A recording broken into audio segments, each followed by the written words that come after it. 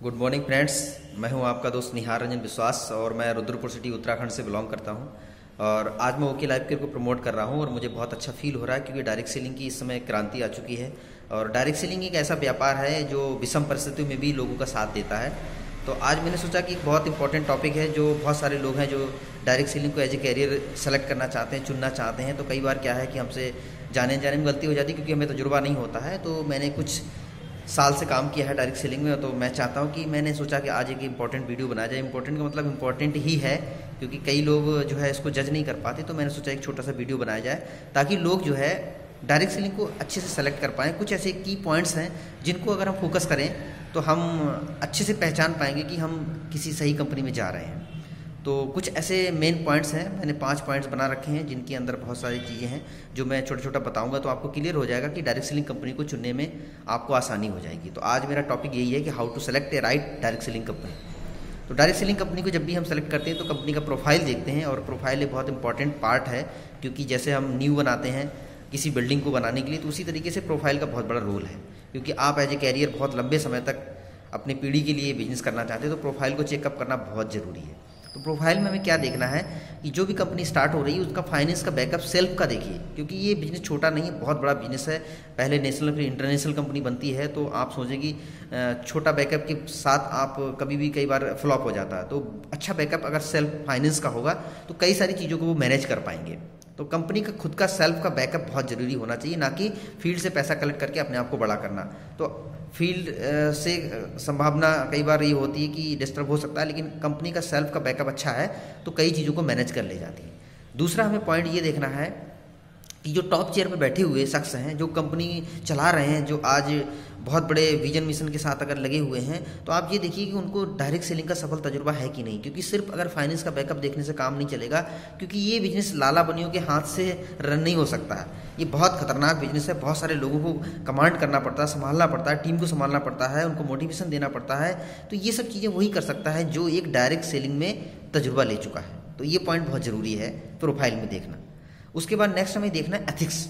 Ethics में क्या है कि कई बार पिछले 25 साल से ये बिजनेस चल रहा है, इंडस्ट्री चल रही है, लेकिन कई बार क्या है कि आईडी शिफ्टिंग हो जाती है, नाम चेंज हो जाता है, कई बार हमारा ग्रुप इधर से उधर कर दिया जाता है, जरा सी कोई हमारी एक्टिविटी ना होने की वजह से या कहीं हम दूसरी जगह जाने की वजह से हमारा पेमेंट स्टॉप हो जाता है, आईडी को टर्मिनेट कर दिया जाता है। मतलब कई सारी ऐसी चीज़ें होती हैं जो बिल्कुल डायरेक्ट सेलिंग के खिलाफ है।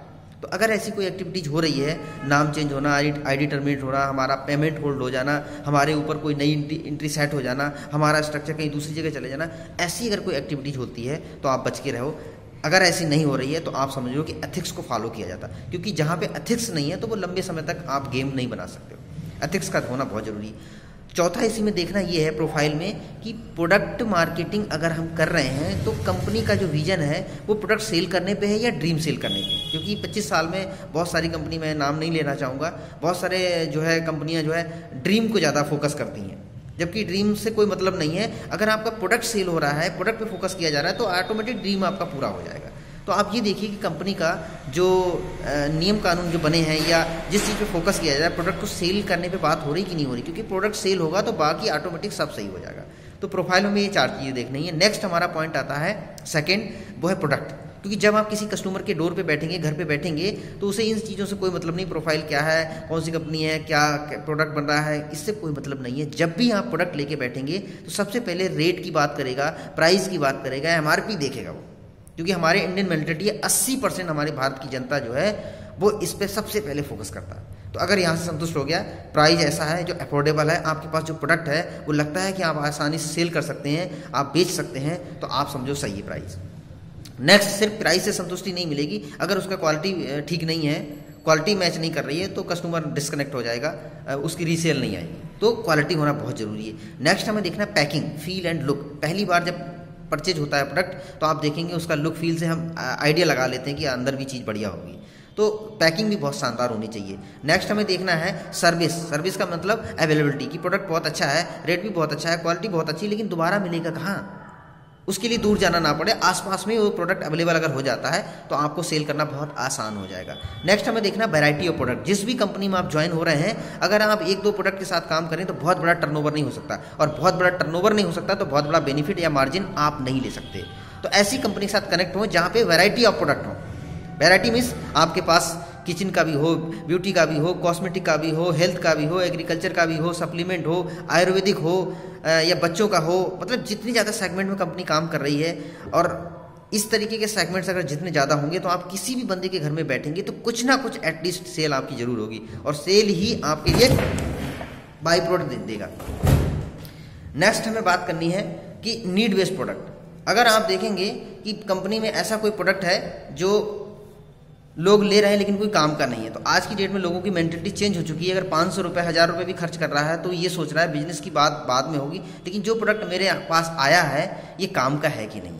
तो नीड बेस्ड प्रोडक्ट होना चाहिए, तभी जाके आपको अच्छा फील होगा। और लास्ट हमें प्रोडक्ट में ये देखना है कि ऐसा प्रोडक्ट हो जिसकी रीपर्चेज हो।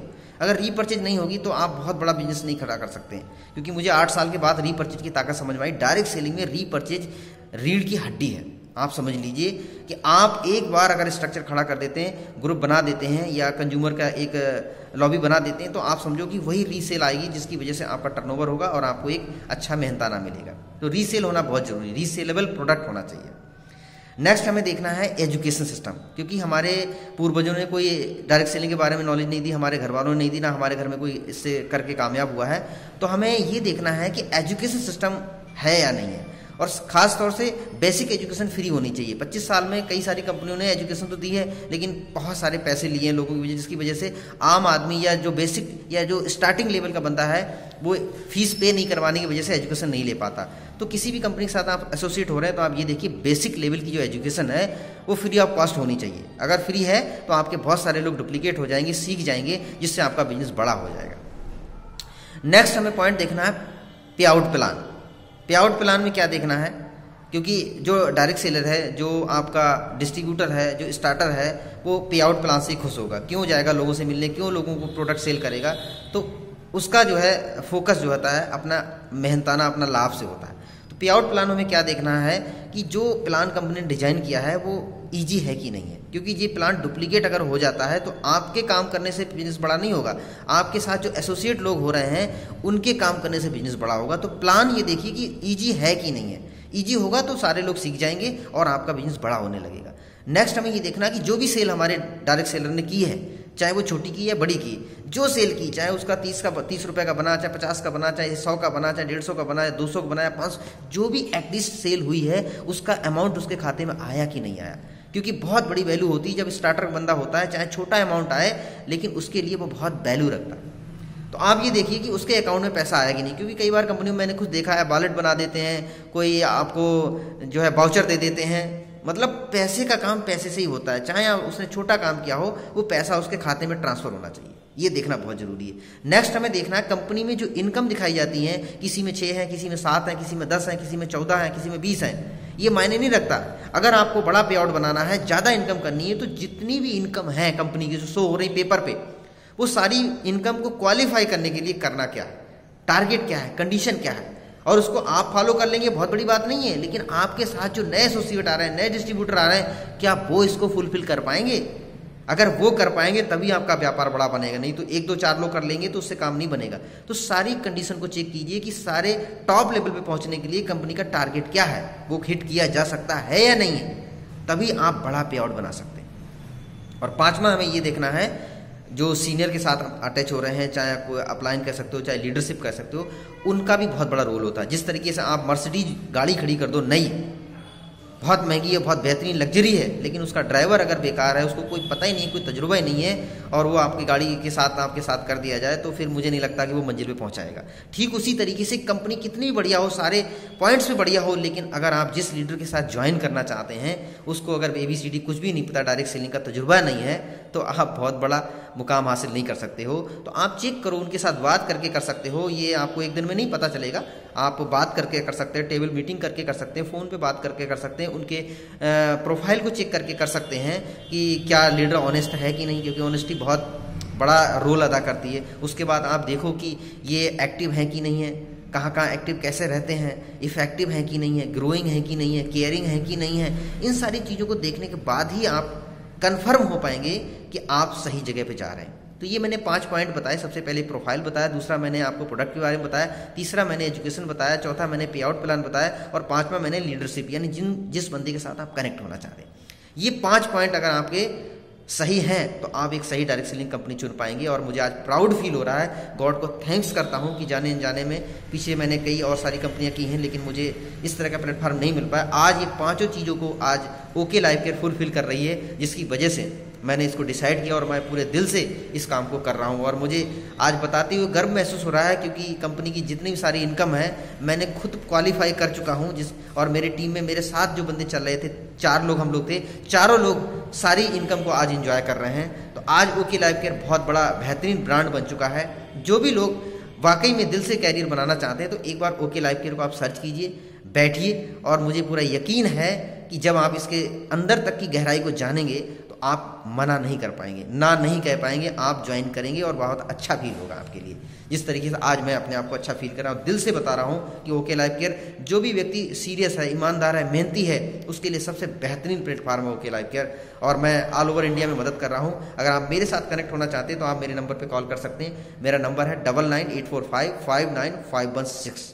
मैं रुद्रपुर में ही रह के इस वर्क को पूरे दिल से कर रहा हूँ और ऑल ओवर इंडिया में जहाँ पर भी सपोर्ट की ज़रूरत है मैं आपके साथ कनेक्ट हो सकता हूँ। आप मेरा जो है साथ ले सकते हैं। Thank you very much, wish you all the best.